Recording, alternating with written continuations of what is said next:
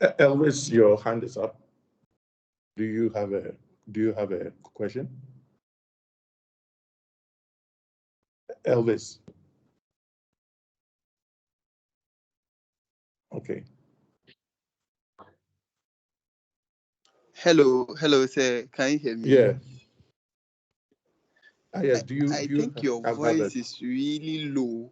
I don't know if it is fine? from my device or something. I am struggling to hear you. I can't hear anything at all.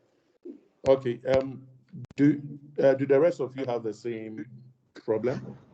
It's from his device. It's from his device. Oh, okay. Now we can all hear you properly. Oh, okay. Then Elvis, I guess you may have to use an earpiece then. Right. I don't have earpiece, unfortunately. Where's your? Well, borrow one from your roommates. Right. Okay, but I am recording too. Okay. So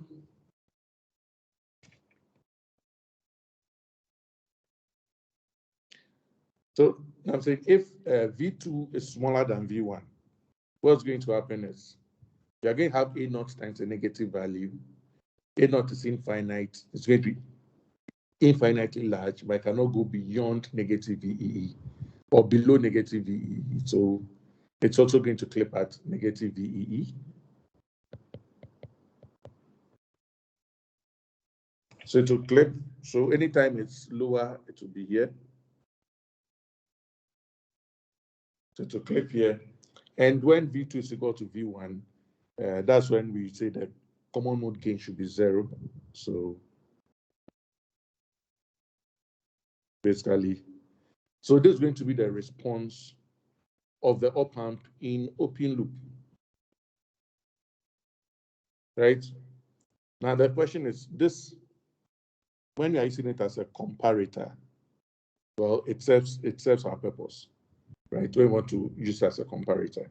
As you want to find out if A is bigger than B. If A is bigger than B, you get a positive pulse, right? So logic 1, if or a positive voltage or a certain voltage. If A is smaller than B, you get a negative voltage, right? So this will be used to compare. If A and B are the same, it's going to be what? 0. So this becomes a comparator. You use it to compare, right? So for that, but for linear amplification, where we want a relationship such that when V out changes, or when V in changes, V out will change. Linear means that what we should obey the rule Y equals MX plus C, right? So if you have an amplifier and have V in and V out, you want a situation where V out will be equal to a certain gain times V in, right? Then we say that is linear. So this only means that using the op-amp in open loop does not serve our purpose because it has infinite gain and it doesn't help us. So we need to reduce the gain, right? Reduce the gain. So how do we reduce the gain, right? How do we reduce the gain? So what we do,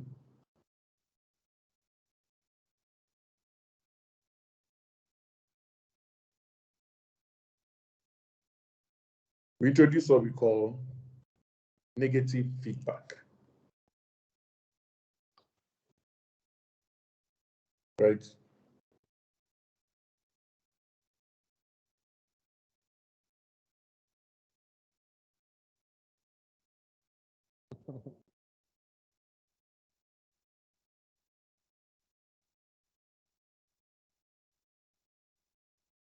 So the question is, what is negative feedback? Let's look at this scenario. For those of you who are doing control systems, right? You may have already come across it, and signals and systems. Okay, you're all doing control systems and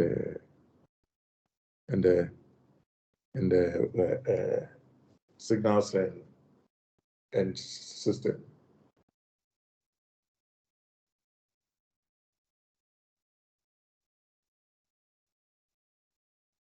So if you want to introduce negative, we have two types of feedback. We have what? Positive feedback and negative feedback. Now, what does positive feedback do? When we say something has positive feedback, it what? Encourages. So if you are doing something and somebody is giving you positive feedback, it means the person is saying that the person is helping you continue, right? Negative feedback means the person is opposing what you are doing, right? Positive feedback doesn't mean that the person is telling you to do the right thing. Or negative feedback does not mean the person is telling you to do the wrong thing. What positive feedback is that whatever you are doing, the person is encouraging you. Negative feedback is what? The person is discouraging you from doing what you are doing. So both ways, it can be good or bad. Right, so let's take this block diagram.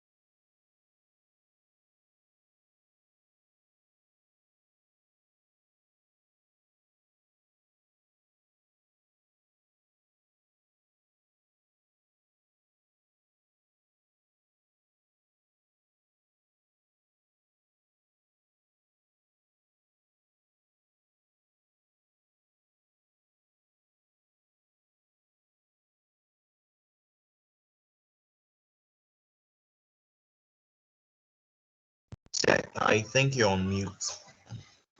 You're on mute. So we can leave.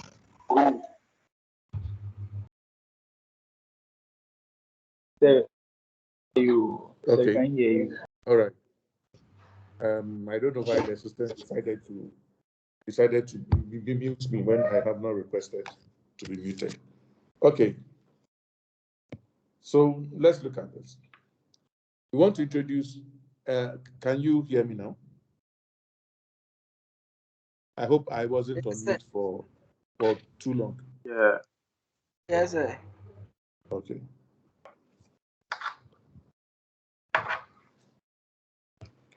Okay, so as I mentioned here, the gain is too large. The system only serves as a comparator. It is not useful. Right? So once it's not useful. Anyway, has my screen changed?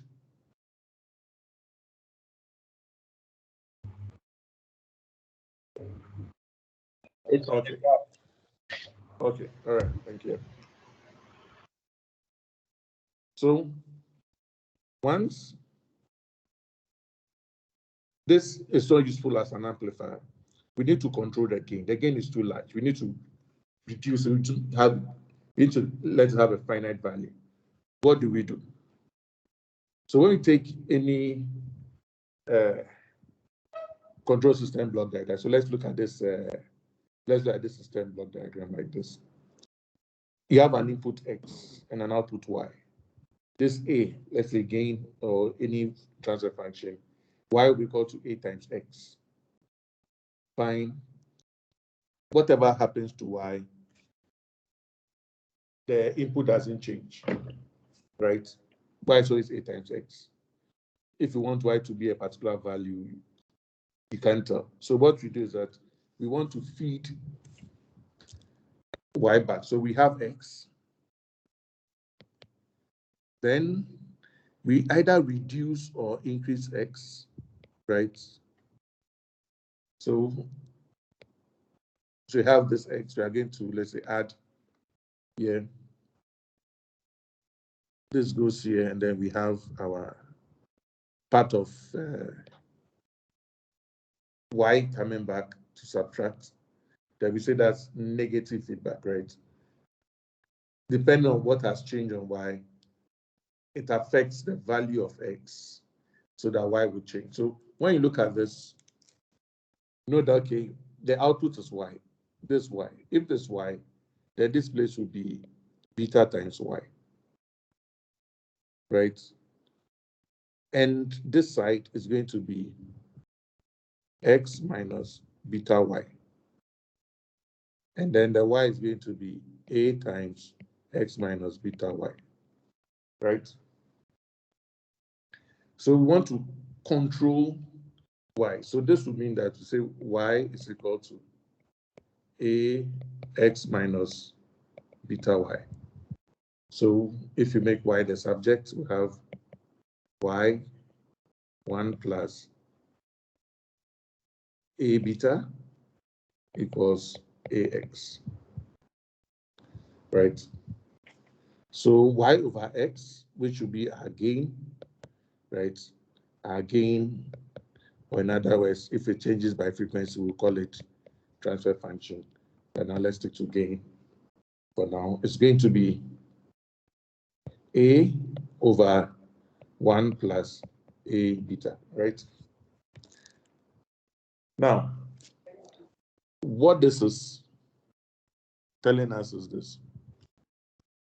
You have a over 1 plus a beta. Now, when you look at this expression, a is a gain we want to control. A was too big, right? So we needed to feed back part of y. So when you look at this beta is the factor of a we feed back. So this becomes what, a times 1 plus a beta. Now, if this factor is 1, this will be a over 1 plus a. The gain, if a is infinitely large, the gain is approximately 1, right? So basically, the smaller beta gets, right, as beta is reducing, the smaller beta gets, the bigger, I mean, as in this would always reduce, the gain will always reduce, but it will be reducing by, I mean, as beta gets smaller, beta is 0, the gain will be maximum. As beta is reducing, the gain is increasing from approximately 1, right? Because if beta is 1, the gain is approximately 1. Because a over 1 plus a would be like a over a, because a is infinitely large. So this is how we control the gain, right? And in controlling that means that we need to subtract part of the output from the input. So you need to introduce negative feedback. So that's what we are going to do to our operational Can you go over the amplifier. explanation? Cocoa over which one? Hello? Yeah, how the y is fed back into the system. Can you go over it again? Okay. So you know the output is y. We are calling the output y. So what we are doing, we are only tracing. So that means y comes here, becomes the input to beta, right? And then the output will be what? Beta times y here. Then whatever is here, you are subtracting whatever is here from the input x. So this is plus x, this is minus beta y. So the output here becomes x minus beta y. right? And then this x minus beta y goes through the system A.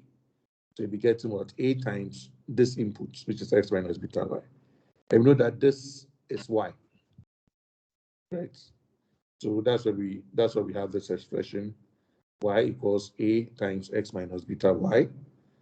Then we make y the subject, find the gain. So it becomes A over 1 plus A beta, right? That means this beta is, we're looking at the feedback factor, right? How much of y are we feeding back? If we feed back all of y, then the gain will be approximately 1, right? If you feed back all of y, the gain will be approximately 1. If we feed back none of y, the gain will be just like the open loop gain. It will be infinitely large. So depending on how big we want it, how small we want, it's going to influence what factor of y we are feeding back, right?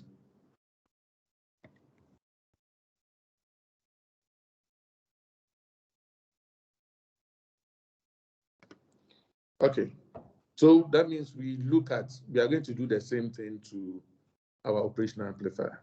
And we do that in two configurations, right? So we have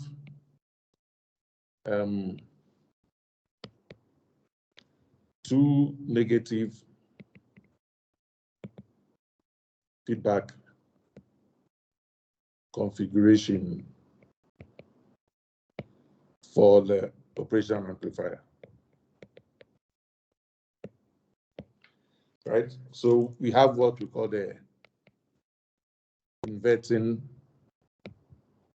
configuration, or some will call it the inverting amplifier, but I personally prefer the configuration. And two, you have the non-inverting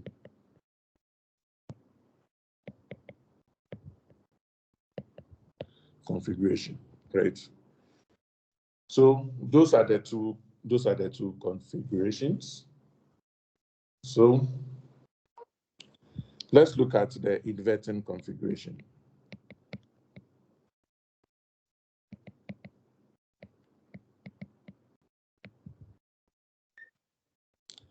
So for the inverting configuration,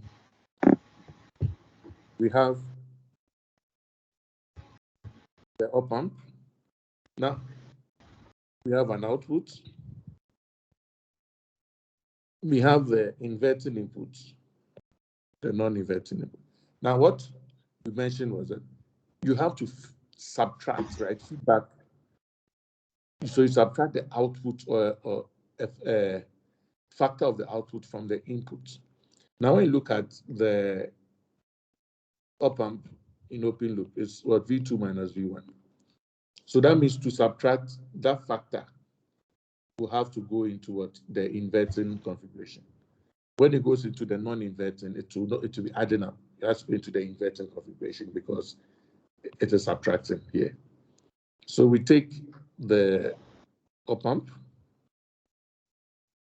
output, we pass through a resistor, we feed it back into the inverting input, connect this to our input, and then connect this to ground. So we'll call this R1 and call this R2, right? Now the assumption is that the op-amp is an ideal operational amplifier, right? The op-amp is an ideal op-amp, so everything is ideal, right? So how do we now determine what the output is? Because this is a closed loop configuration, right? It's a closed loop configuration. We are saying this will give us control over the gain. So how does it give us control over the gain? Right. So this is an ideal operand, meaning that, so remember, this is ideal, meaning that A naught is infinite, R in is infinite, RO is 0, R out is 0, right? Let's take just these three for now. So what that is this. Now we can say, okay, the current through this is supposed to flow here and then here, right? So let's call this I1. Let's call this I2. Let's call this I3. Right, so know that I1 is equal to I2 plus I3. However, the input impedance here is infinite, so current cannot flow through. So current cannot flow through, so we can say that what? I3 is equal to 0, right? Because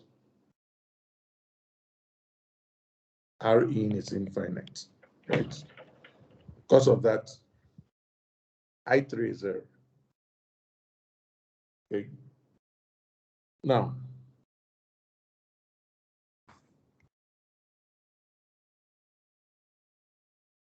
so if I3 is 0, then we say, okay, I1 is equal to I2. Okay, now, the potential here is V2. The potential here is V1, right? Now, by virtual ground,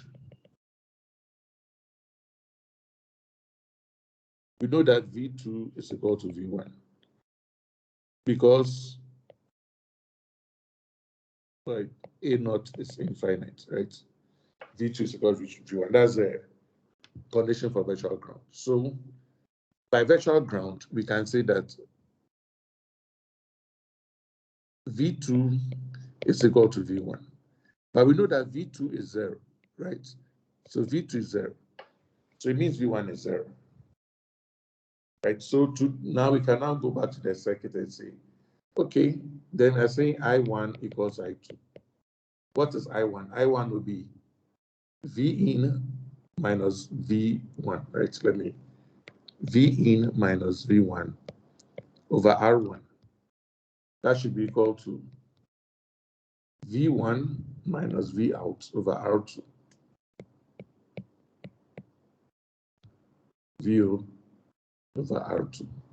But we said that V1 is 0, right? We said V1 is 0. So if V1 is 0, then basically it just means that V in over R1 is equal to minus V out over R2. And then our gain AV, which is V out over V in, becomes equal to minus R2 over R1, right? So this is a closed loop gain or inverting configuration. Or others would say inverting amplifier, right? Do you have any question regarding this one? So can you go up so that we can see the Yeah, is this process? Okay? So, Yeah.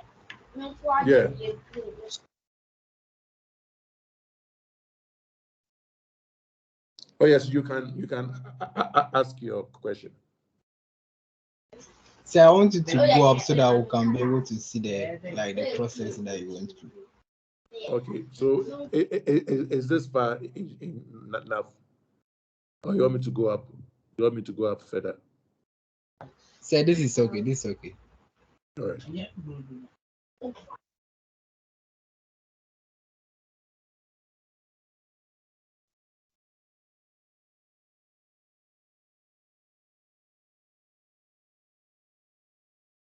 Okay, so another thing I can do after the class, I'll convert this to PDF and then share in the chat.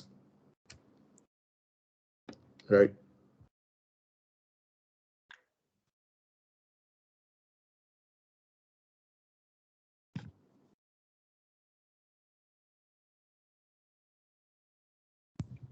Okay, so can I continue?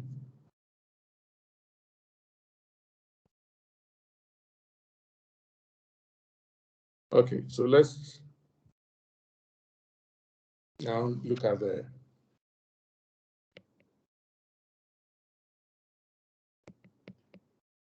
non-inverting configuration.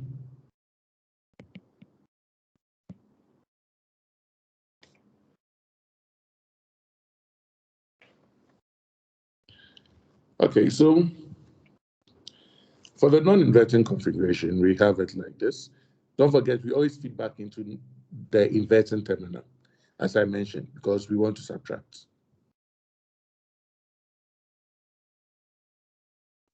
So you have a V out, an inverting, and then non-inverting.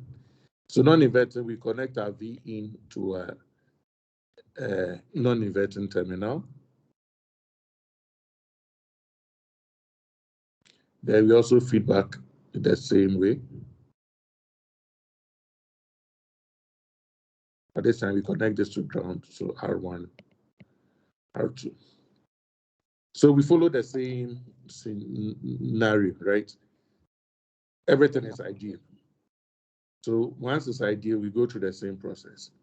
The potential here is the same as the potential here, right? So if this is V in, it means that the potential here is also V in, right? No current flows into the Opamp. So the current here will be the same as the current here, right? So I1, I2. So in the same way, we'll say I1 is equal to I2, right? And that will mean that the potential here is 0. So 0 minus V in over R1 is equal to V in minus V out over R2, right? So that basically would mean that we are going to have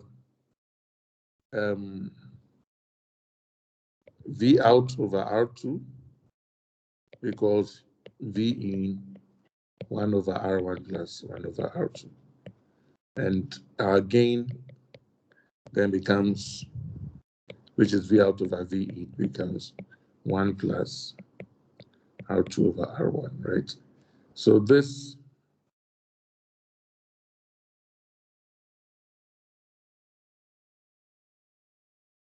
is also what our closed loop gain for the non-inverting configuration.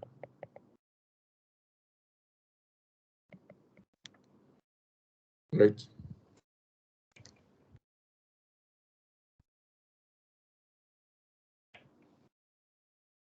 Okay, so do you have any question?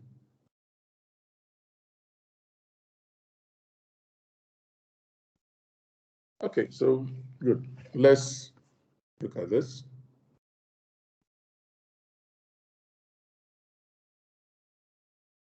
Now, once we have this, one property we have to look at is their input resistances, right? So the input resistance for the inverting configuration and input resistance for the non-inverting configuration.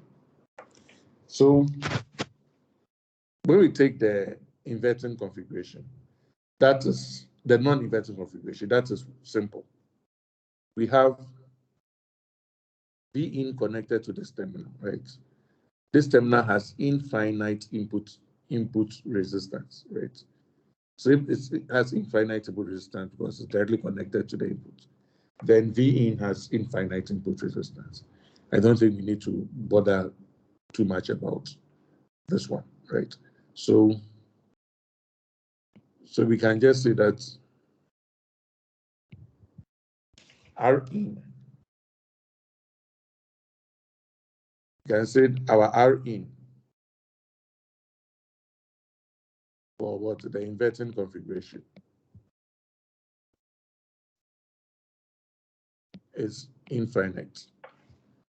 Now, what about for the non-inverting configuration? Let's look at that.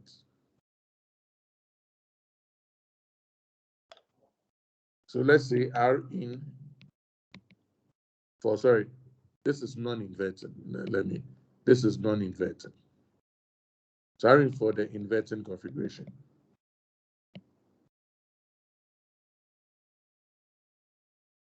Right? How does that look like? Let me draw this. V out.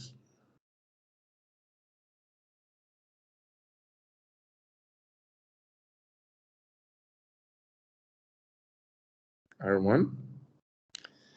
Now, for R in, basically, remember from circuit theory, to find R in, if you have an input port and an output port, right? You have, let's say, V in, I in, V out,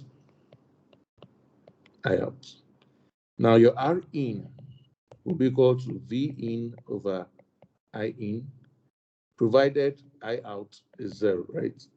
That means the output is not delivering any load, or it's not connected to any load.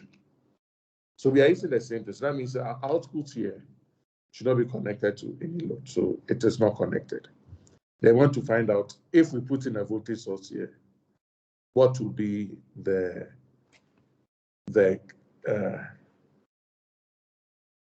current, right? Or what resistance is it going to face? So we go ahead, let's put the voltage source here. Let's call it Vx, then Ix. So that we will find an R in which is equal to Vx over Ix, right?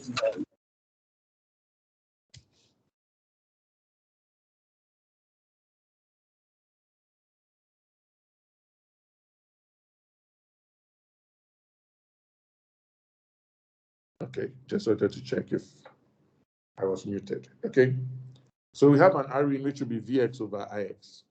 So what do we do? Let's take the KVL equation here, right? So we can just go by saying that sources equals drops. Just simple. So that we are going to have what? Vx is equal to, okay, that's the drop here plus the drop here, right? So Vx is equal to Ix Rx. And what would you say the drop here is? Remember, it's a virtual ground, virtual short circuit if it's ideal, right? So in that case, if it's virtual ground or virtual short circuit, it means it's a short circuit, right? So it's a short circuit virtually, the drop is 0. So this will be 0. These two have the same potential, is also 0. So basically what it means is that Vx will be equal to Ix Rx, but there's no Rx. It is that's R1, right? So your R in will be equal to Vx over Ix, which is what? R1, right? So that becomes your R in. Let me just put this here to fit. Okay.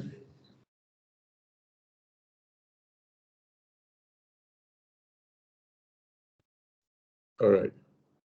So that's your input resistance. So we've looked at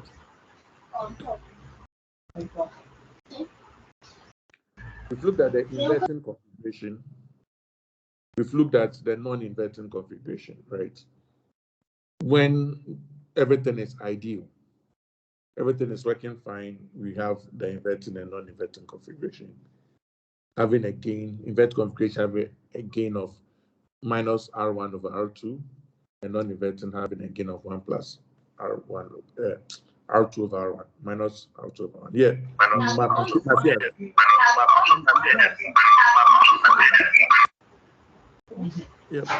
Yes, sir. So from yes. Yeah, so from the previous diagrams, all the R1s can be taken as RE. Yeah, the R1s for the inverting configuration. The R1 will be RE. But for the non-inverting configuration, you can see that the input is connected to a different terminal. So for the non-inverting one, the gain is the Rin is infinite, right? Because Yes, it's directly connected to the what's the name? The input of the operational amplifier. Okay.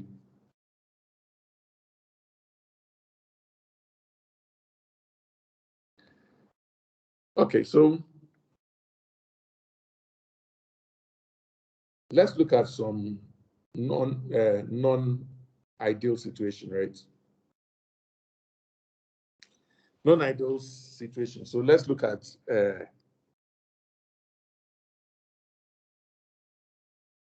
the inverting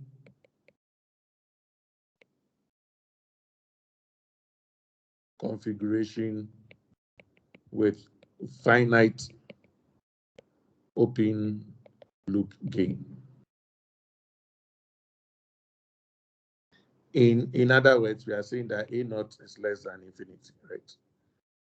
So let's draw this.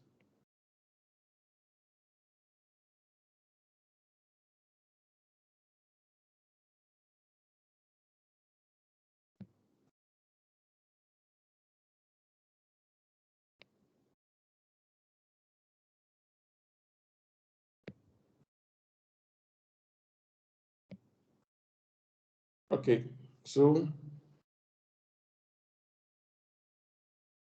if A naught is less than infinity, so one thing, if A naught is less than infinity, then it means that V2 is not equal to V1, right? Virtual ground does not exist. Okay. So we're only looking at A naught as a non-ideal situation right now, right? So basically, the current here will still be the current here because R in is infinite, right? So I1 will be equal to I2. However, V1 and V2 are not the same because of the finite value of A naught. So we can say that, okay,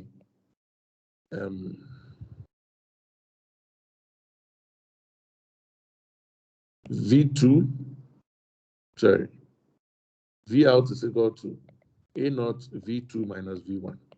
But one thing we know is that V2 is 0, right? So your V naught will be minus A naught V1. So our V1 can be what? V naught over A naught minus V naught over A naught. So that is our V1. So in that case, V1 becomes minus V naught over A naught. So we go through the same process. Your I1 should be I2. And what do we have? We have V in minus V1, where V1 is minus A naught over V naught, V naught over A naught. So this over R1 should be equal to what? Minus V naught over A naught minus V naught over R2.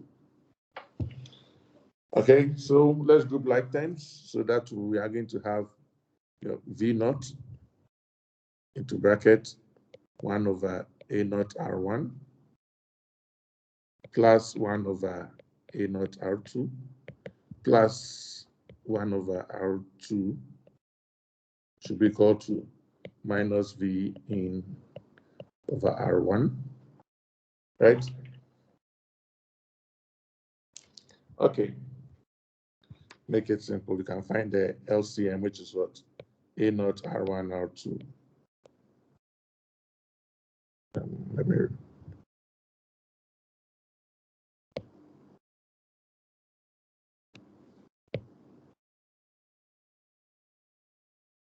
So A naught R1 R2. So this is R2 plus R1 plus A naught R1, right? This times V out minus V in over R1, right? So if you solve this,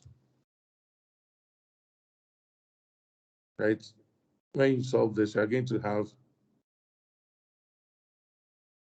V naught over V in as our gain to be equal to minus R2 over R1. That is our ideal closed loop gain times 1 over 1 plus 1 over A naught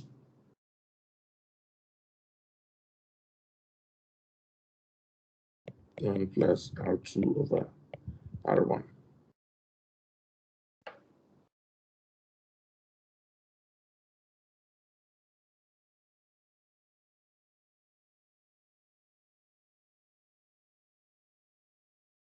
Right. Yeah, I think so. Yeah, so that should be our gain. Right. Do you want us to go through the change of subject? Yes. Okay. Let's go through. So let me just okay. Okay, so basically you have so let's take V naught over V in here. I'm just cross multiplying, bringing this down here, taking this up and taking this here, right? So V naught over A naught, that will be equal to A naught R1 R2 minus over R1 times R2 plus R1 plus A naught R1, right? So I can take this and this and bring it aside because that is our ideal gain. So minus R2 over R1. Then I divide the numerator and denominator by A naught R1, right? Because I have this A naught R1 remaining here. This over this is here, right? So this I divide through, and that's going to give me what? Numerator will be 1. Now denominator, if I divide this by A naught R1, I'll get 1, right? So that will be A naught R1. So that is 1 plus R2 over A naught R1 plus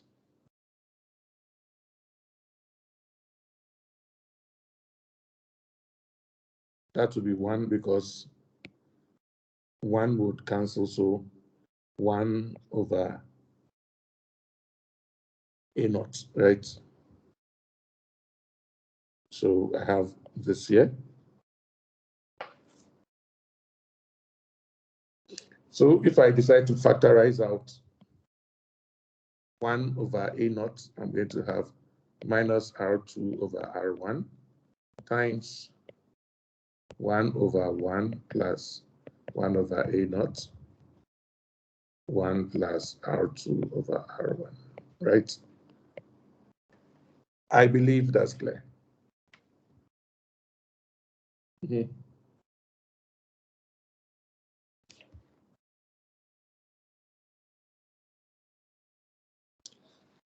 Okay. So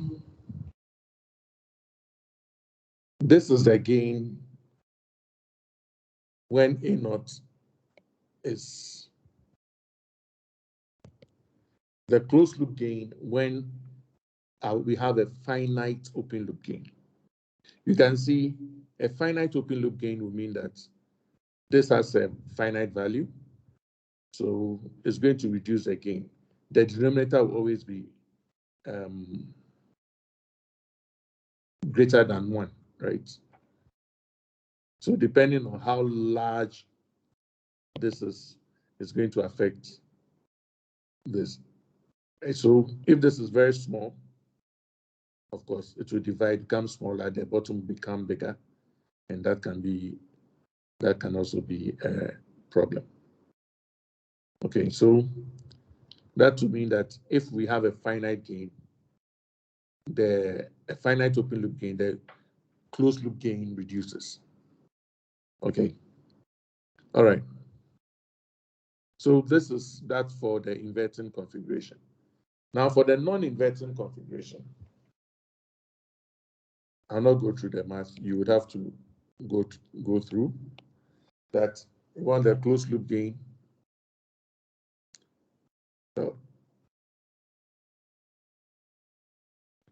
So you got a non-inverting configuration.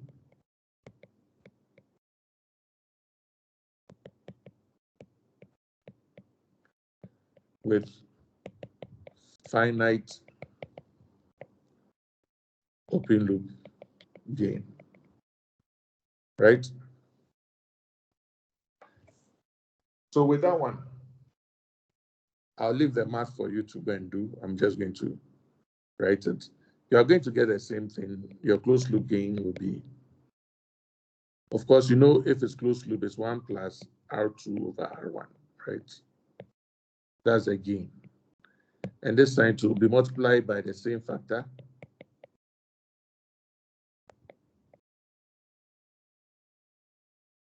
Okay. To multiply by the same factor. So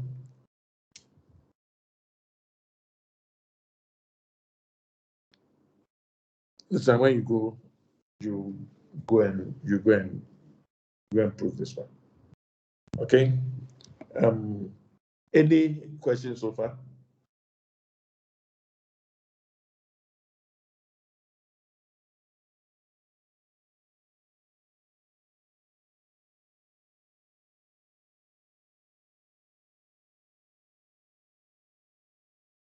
Okay, so with this now, let's look at some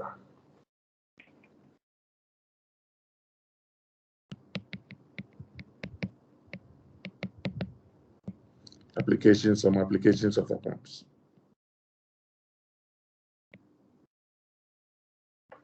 Right? We are looking at some basic applications. The first one, let's look at the inverting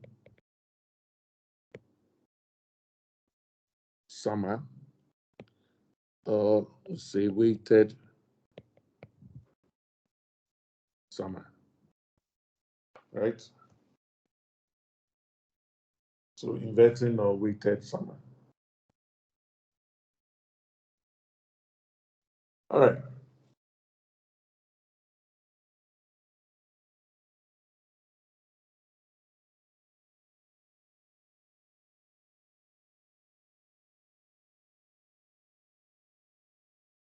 So the inverting or weighted summer, we implement it with the inverting configuration. Don't forget the inverting and non-inverting configurations too are considered applications, right? That's can use for an inverting amplifier and then non-inverting amplifier, right? Now, there we are looking at some applications in terms of operations that can use the op-amp to perform. So yeah, we are looking at summation, right? And inverting summer or the weighted summer. We have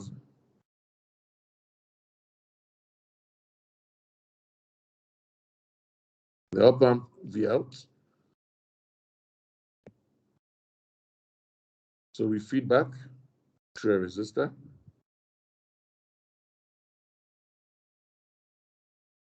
Let's call this RF. Connect this to ground.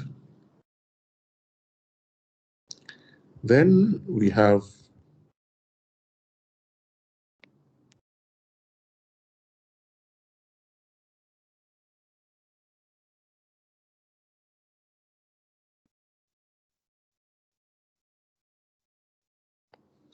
this R1, R2, Rn, V1, V2, Vn.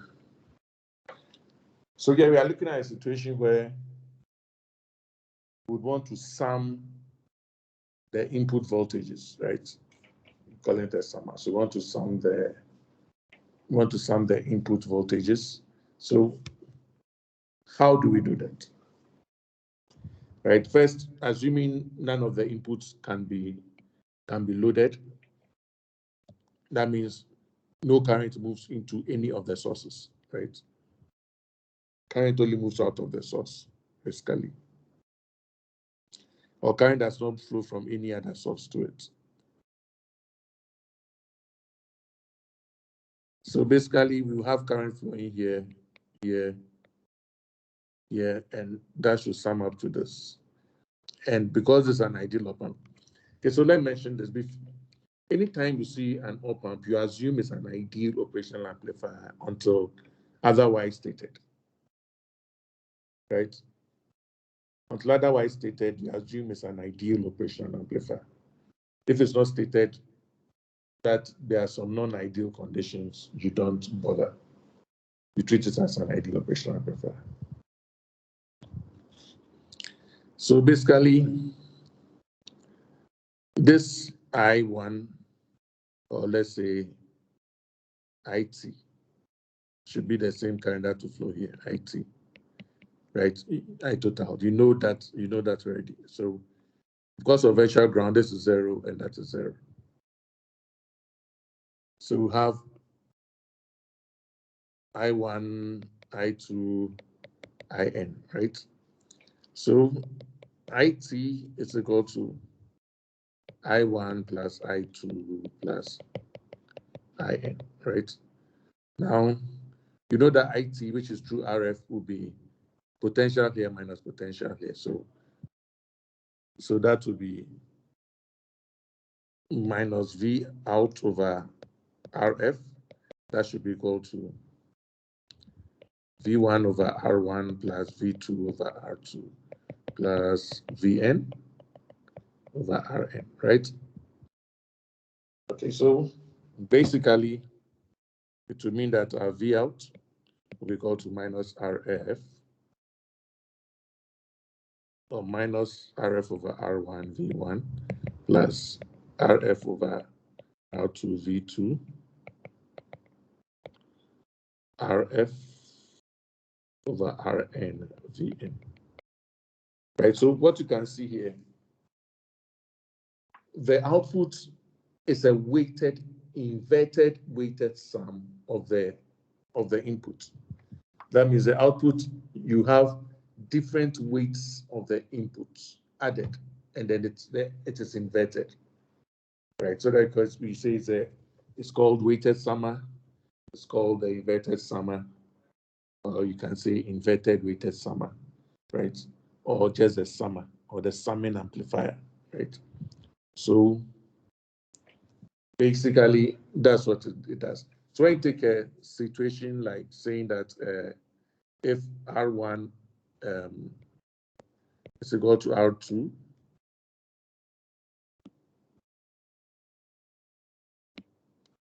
R1 is equal to R2 equals Rn, which is equal to Rf.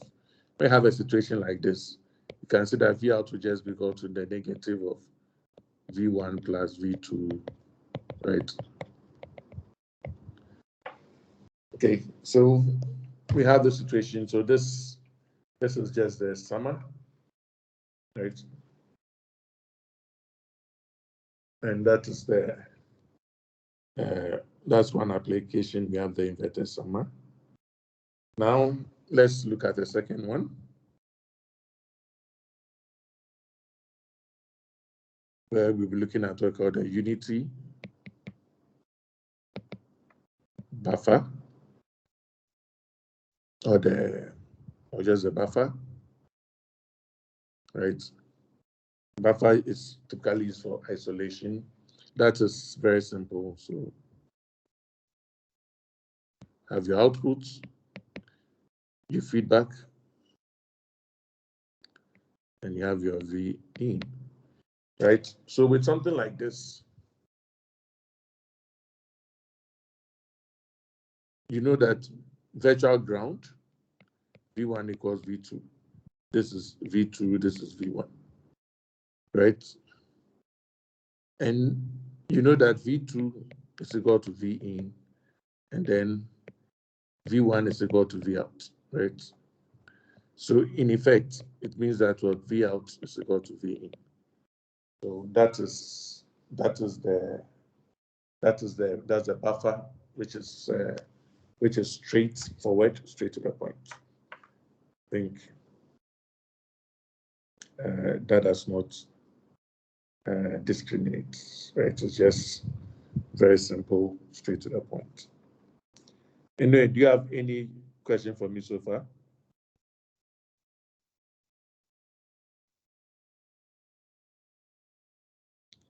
Okay, I think Benny Juta. Yes. Yes, sir. I wanted to ask what's the practical application of the unity buffer? Yeah, so basically one simple thing is for isolation, right? So you don't want the input and the output to have direct contact, right? So you have the input connected here, the output connected here, right? The input voltage is the same as the output voltage. And also when the one application is when the input cannot drive the load, right? If I say drive the load, the input does not have the capability of providing enough current to drive the load. So you have the separation. The op-amp will produce, let's say, that current to drive the load, and then the input stays here as a form of isolation. Because if it tries to provide that current, it will get destroyed. Right. Does that make sense? Yes, please. Okay.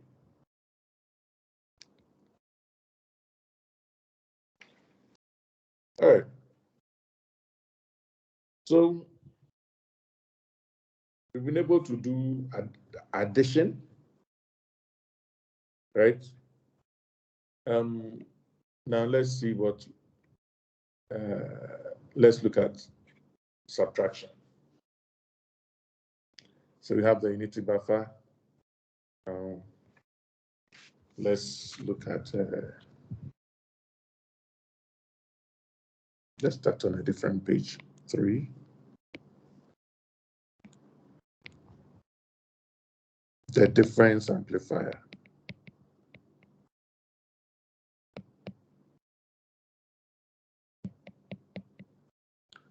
Or if you like, I'll call it the subtractor, right? So the difference amplifier.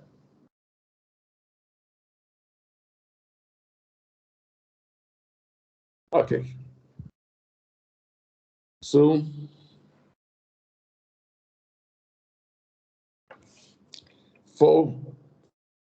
look at this. So what the difference amplifier is doing is that we have, just as the op-amp itself, right? The op-amp is here. So this V2, V1, V out. V out is supposed to be a difference amplifier, the op amp. It's supposed to amplify the difference between two signals, right?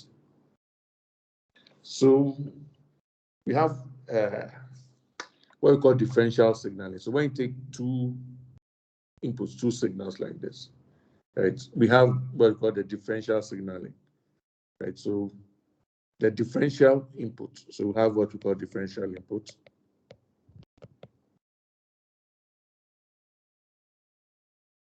So two sources, V1 and V2. The differential input, let's call V in D, right? Differential will be the difference between the two inputs or two sources, V2 and V1, right? So the difference will be the differential. It will be the differential input. Then we also have what we call the common mode input. Common mode is more like a signal that is common to the two of them, right? So we will say it is the average of the two. Anything that's common to the two of them, we call it common mode input. So mode input. So let's call that V in common mode CM, which will be the difference, the average of the two. Okay. So with this, we can define our two inputs in terms of their common mode inputs and their differential input, right? So we can say V2 is equal to our common mode input plus half our differential input. When you solve the two of them simultaneously, you get that, right? And then V1 will be equal to our common input minus half our differential input, right? So this is our signal. We are dealing with two different signals, right? Or two signals. We have what is the difference between the two of them and what is common to the two of them. So once we define it like this, then we can now define our output, V out, in terms of the common mode signal and the differential signal. So we can say V out is our common mode gain times our common mode input plus, using more or less superposition, right? Plus our differential gain times our differential input, right? Now, if we are dealing with a difference amplifier, then what we want to do is that we want,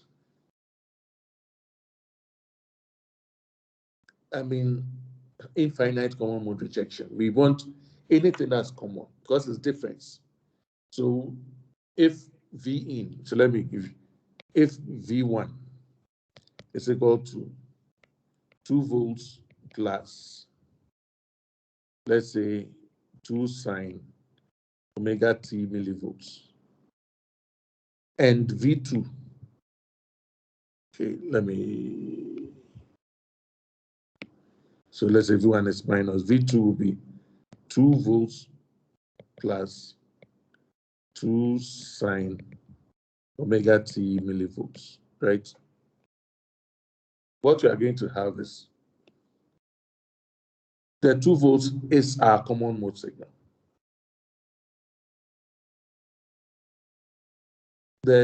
These ones will be our differential. So we need to find the difference between this minus this. That's going to be, let's say, 4. So let's make it consistent with what we wrote. So assuming just, let me put half here and put half here, right? So that our common mode input will be the 2 volts. Our differential input will be sine omega t millivolts, right? So you need a DC value, right? And I need a DC value to carry the signal because the sine omega t is too small for it to be about 0. it's the amplifier may not be able to deal with it. When we look at biasing, and then you see why that can be the case, right? So if you have something like this, 2 volts is common mode, sin omega t is the differential signal. Now, a difference amplifier, you want to amplify the difference between the two signals, which means that your common mode input, your common mode gain should be 0. You don't want to amplify any common mode signal. You only want to amplify the differential signal. So for the difference amplifier, we want our common mode gain to be 0, right? Now, how do we do that? Now, let's look at the difference amplifier, the configuration. This we know in open loop, we cannot use it. The gain is too big, right? So the difference amplifier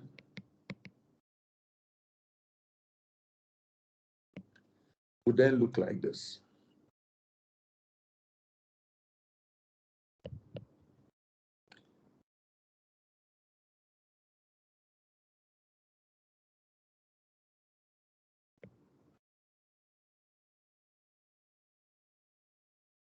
So V1. Okay, Godfred, you can go ahead with your question.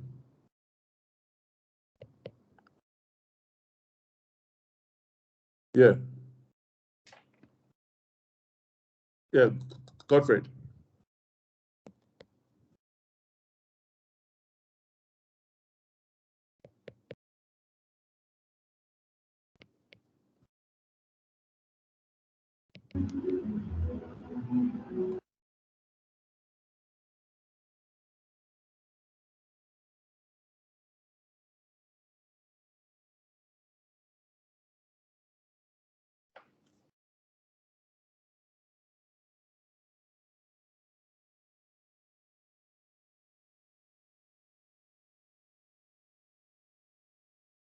Okay.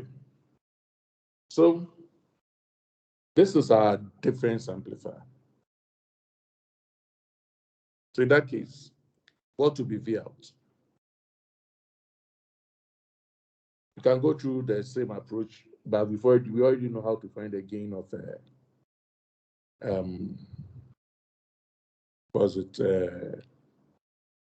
the difference, the inverting configuration and then the non-inverting configuration. So since we already know that, we can use superposition theorem so that we complete with this. We can do this quickly, right? Now in superposition, when we have a linear circuit, we can treat each source independently, right?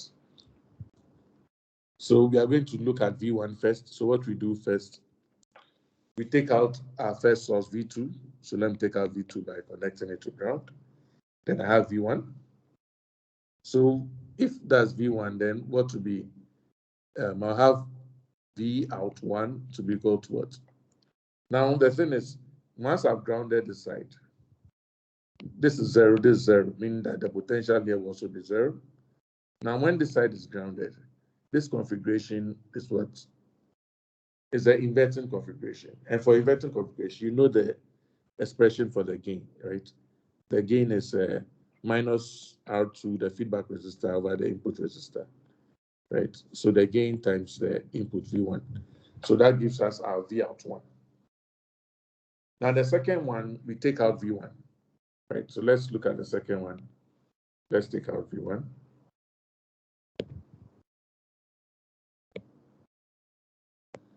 So the second one, we take out V1. And remember, once we ground this side, it looks like a non-inverting configuration. But non-inverting, the input was here, VA, right? The input was here.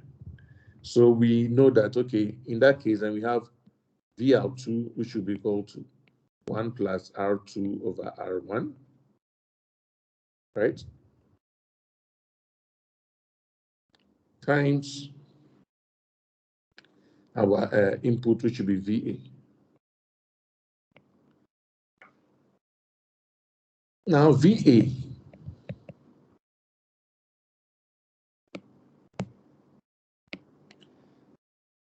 is the drop across R4, and R4 and R3 are in series with the potential V2 across them. So in that case, we can use voltage divider rule, have R4, R3 plus R4 times V2.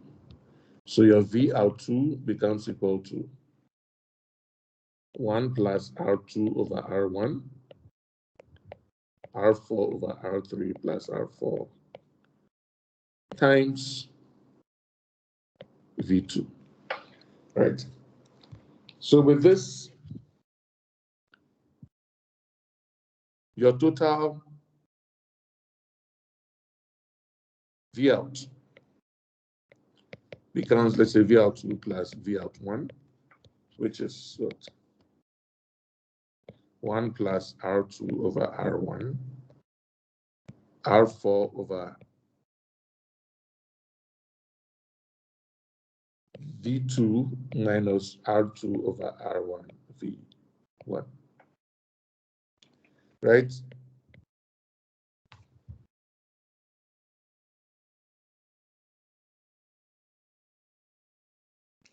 So basically, this is the situation. We have a V2 and a V1. Now, what do we want to get? We want to make sure that our common mode gain is 0. So if we have this, what to be our differential gain? What to be our common mode gain? We want to have 0 common mode gain, right? So for 0 common mode gain, what do we do?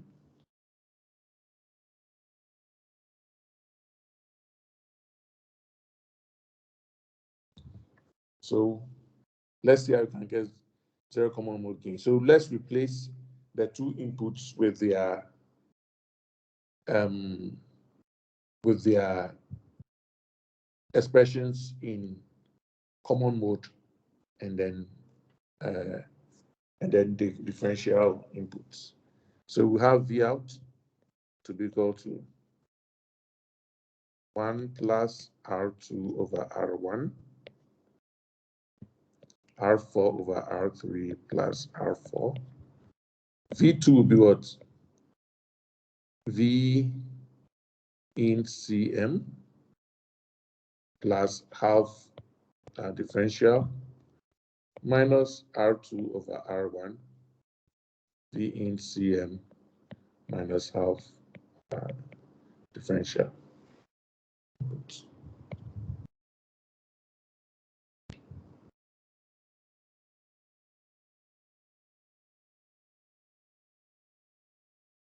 Right. So you can expand this, right? So basically, when you expand this, we are going to have this scenario. We have a V out which will be equal to 1 plus R2 over R1, R4 over R3 plus R4. You have V in Cm multiplying all this, V in Cm multiplying this. So minus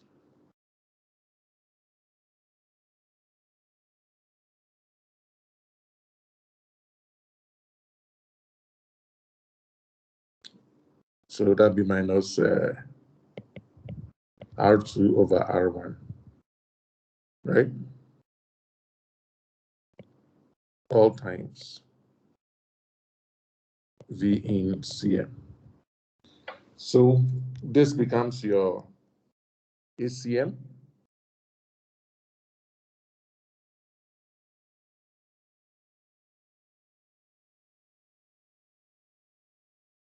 Common mode gain, right? And then we look at the other side, the differential input. So we get plus, I'm going to have this times this, and then this times this, right?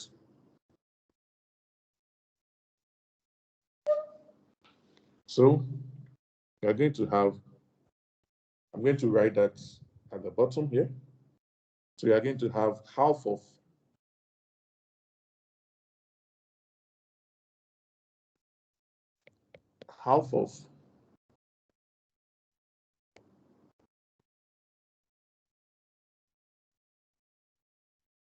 1 plus R2 over R1, R4 over R3 plus R4,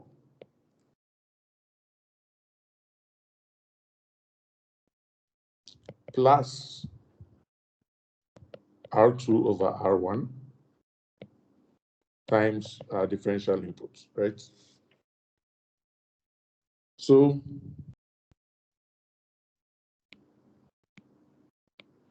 then this becomes our differential gain,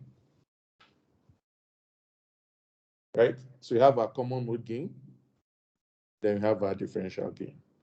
Now what we want to do is that we said the common mode gain should be 0, right? So for common mode gain to be 0, we copy this.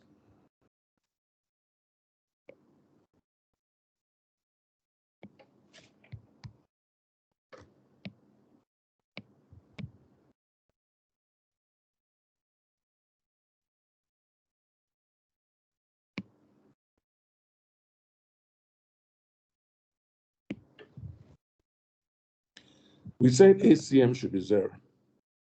So if ACM should be 0, that means that all this expression, I'm just going to change how this looks like, right? And find the LCM. So that would be R1 plus R2 over R1 times R4 over R3 plus R4 minus R2 over R1 should be equal to 0, right? So can say okay, minus R2 over R1 should be equal to 0. Okay, so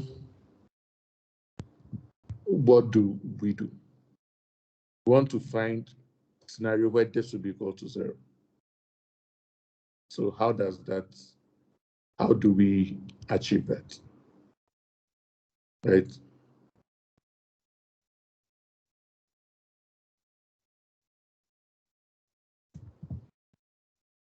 How do we make this 0? Okay, so to make that 0,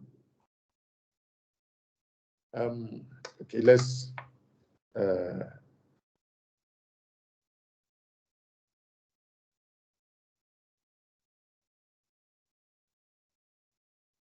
so let's expand, not expansion per se, but we have R1 plus R2 times R4 divided by R3 plus R4 times R1, right? That's minus R2 over R1 equals 0. When you find the LCM is what? R3 plus R4 times R1, which will give you R1 plus R2, R4 minus R2, R3 plus R4 equals 0. So when you have this, definitely this will cross multiply to 0, right? So we have R1 plus R2,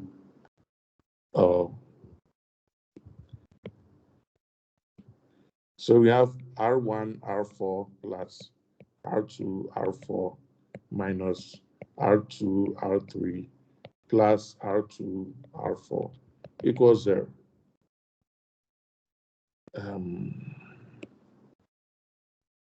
Minus R2, R4 equals 0, right? This takes this away.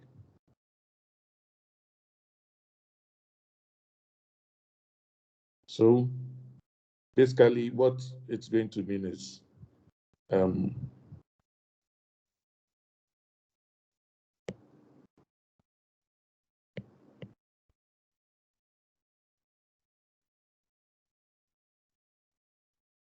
R1, R4 should be equal to R2, R3, right?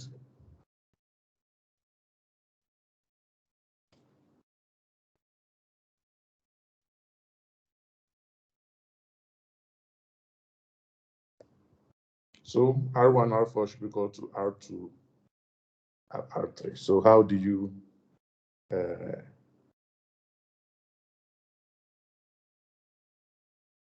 determine that?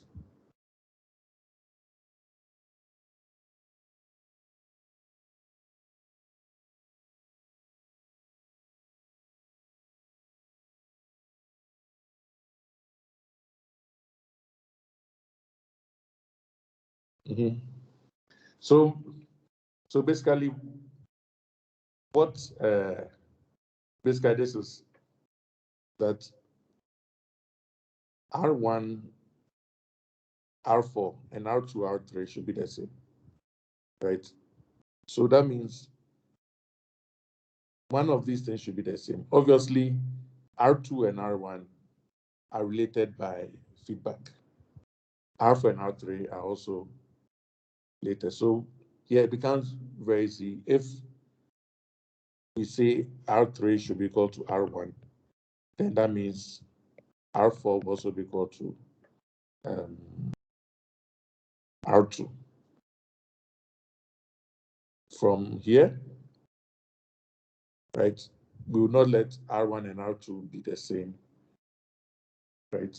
So in that case, if these two are not the same, because we have some feedback factor stuff, so they cannot be the same, or we don't have to restrict them to be the same. If these two, we can restrict them to be the same, then if these two are not the same, then obviously this can only be this equal to this and this equal to that, right? Now, if that happens, so we are saying that if we meet this situation, this scenario, right? If the scenario is true, then to mean that our ACM will be equal to 0. So let's plug that back into our ACM expression. We know that our ACM is this.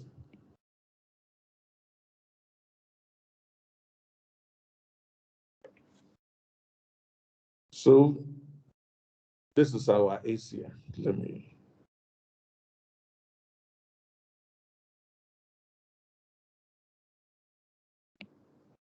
So this is ACM, is this. Now, if we are saying that R3 should be equal to R1 and R4 should be equal to R2, then it will imply that this expression will be, of course, this is R1 plus R2 over R1 times R4 is R2, so it becomes what? R2 over R1 plus R2 minus R2 over R1. Then in that case, this will cancel this. You have R2 over R1 minus R2 over R1, and this should be 0. So ACM will be 0 if this condition is true. Then ACM will be 0. Now, if ACM is 0, how does that affect our differential gain? Our differential gain then becomes like this.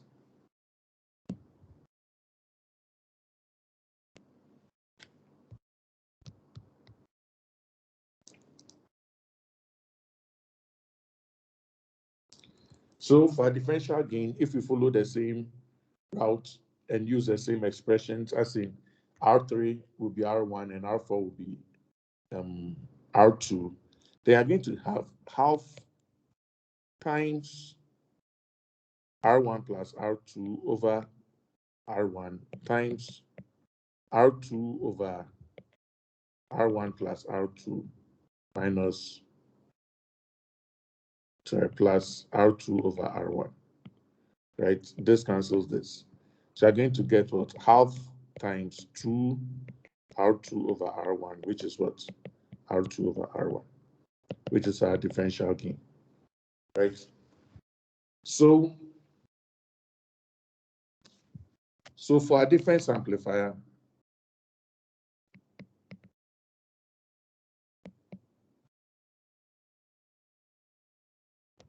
if R3 equals R1 and R4 equals R2, let me draw the circuit. So if we have this circuit, D out,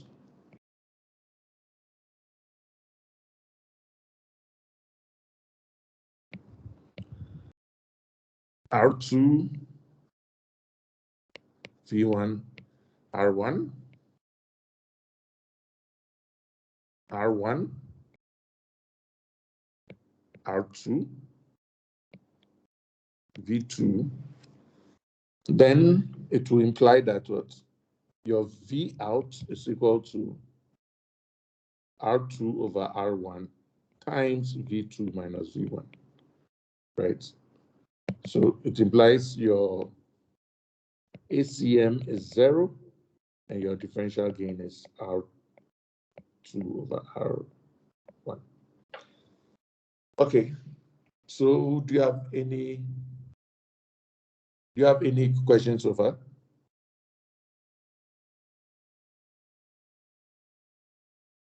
Yeah, it is past 9. So do you have any question?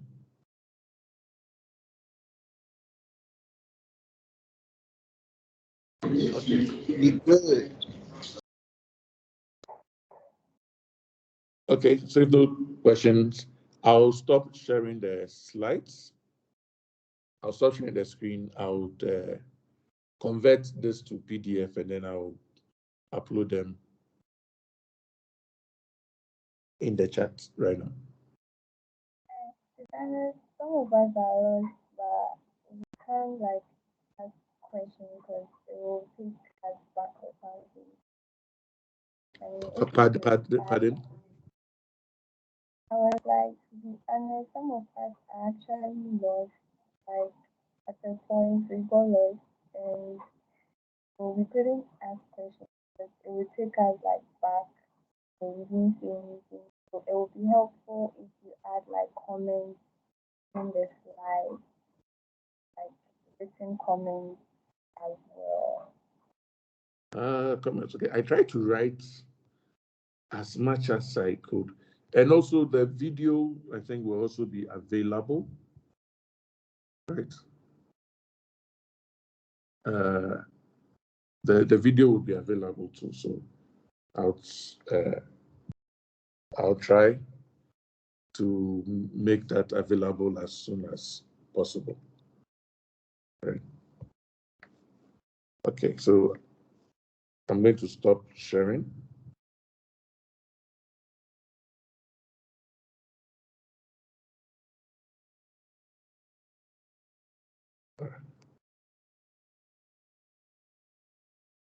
Okay.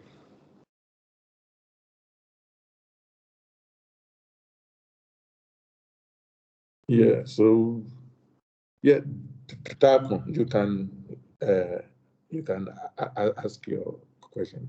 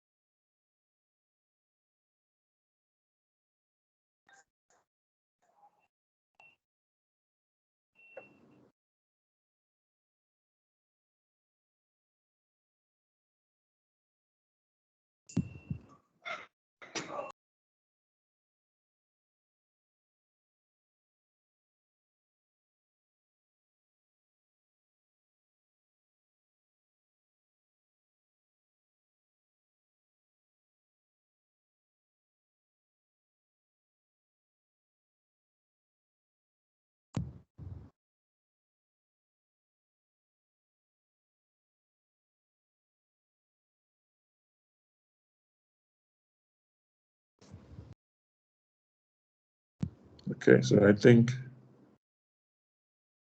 it's done. I'm stopping the recording and then